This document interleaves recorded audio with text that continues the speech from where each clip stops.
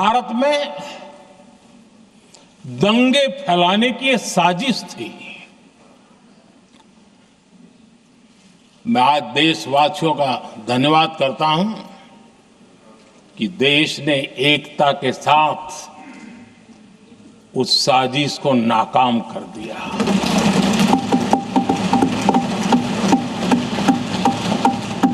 आदरणीय अध्यक्ष जी, 22 अप्रैल के बाद मैंने एक सार्वजनिक रूप से और विश्व को समझ में आए इसलिए कुछ अंग्रेजी में भी वाक्यों का प्रयोग किया था और मैंने कहा था कि हमारा संकल्प है, हम आतंकियों को मिट्टी में मिला देंगे।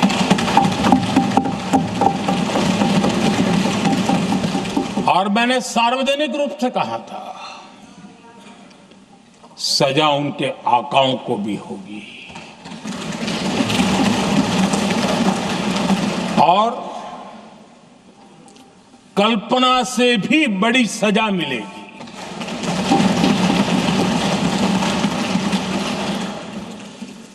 22 अप्रैल को मैं विदेश था, मैं तुरंत लौट के आया और आने के तुरंत बाद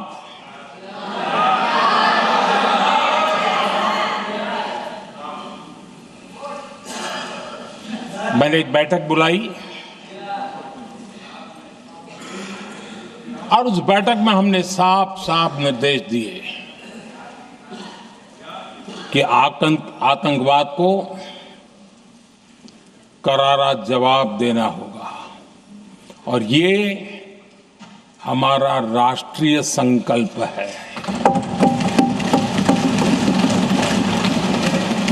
आदरणीय अध्यक्ष जी, हमें हमारे सैन्य बलों की क्षमता पर पूरा विश्वास है, पूरा भरोसा है उनकी क्षमता पर, उनके सामर्थ्य पर, उनके साहस पर। सेना को कार्रवाई की खुली छूट दे दी गई और यह भी कहा गया कि सेना तय करें कब, कहां, कैसे, किस प्रकार से।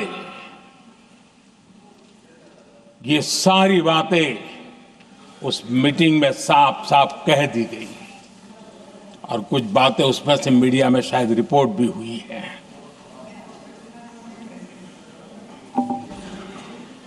हमें गर्व है,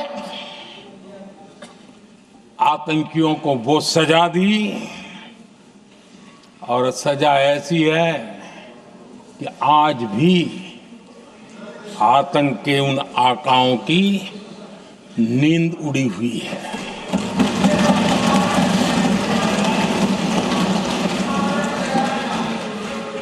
आदरणीय अध्यक्ष जी, मैं हमारी सेना की सफलता के उससे जुड़े भारत के उस पक्ष को सदन के माध्यम से देशवासियों के सामने रखना चाहता हूं। पहला पक्ष, पहलगाम हमले के बाद से ही पाकिस्तानी सेना को अंदाजा लग चुका था कि भारत कोई बड़ी कार्रवाई करेगा। उनके तरफ से न्यूक्लियर की धमकियों के भी बयान आना शुरू हो चुके थे। भारत ने 6 मई रात और 7 मई सुबह जैसा तय किया था वैसी कार्रवाई की और पाकिस्तान कुछ नहीं कर पाया। 22 मिनट में 22 अप्रैल का बदला निर्धारित लक्ष्य के साथ हमारी सेना ने ले लिया। दूसरा पक्ष, आदरणीय अध्यक्ष जी, पाकिस्तान के साथ हमारी लड़ाई तो कई बार हुई है, लेकिन ये पहली ऐसी भारत की रणनीति बनी कि जिसमें पहले जहां कभी नहीं गए थे वहां हम पहुंचे। पाकिस्तान के कोने कोने में आतंकी अड्डों को धुआं धुआं कर दिया गया।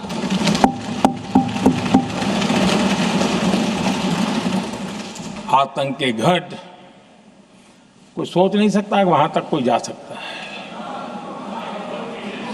बहावलपुर और मुर्गे, उसको भी जमीन दोस्त कर दिया गया। आदरणीय अध्यक्ष जी, हमारे सेनाओं ने आतंकी अड्डों को तबाह कर दिया। तीसरा पक्ष, पाकिस्तान की न्यूक्लियर धमकी को हमने झूठा साबित कर दिया।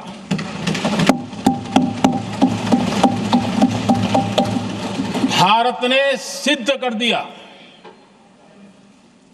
कि न्यूक्लियर ब्लैकमेलिंग अब नहीं चलेगा और न ही ये न्यूक्लियर ब्लैकमेलिंग के सामने भारत झुकेगा।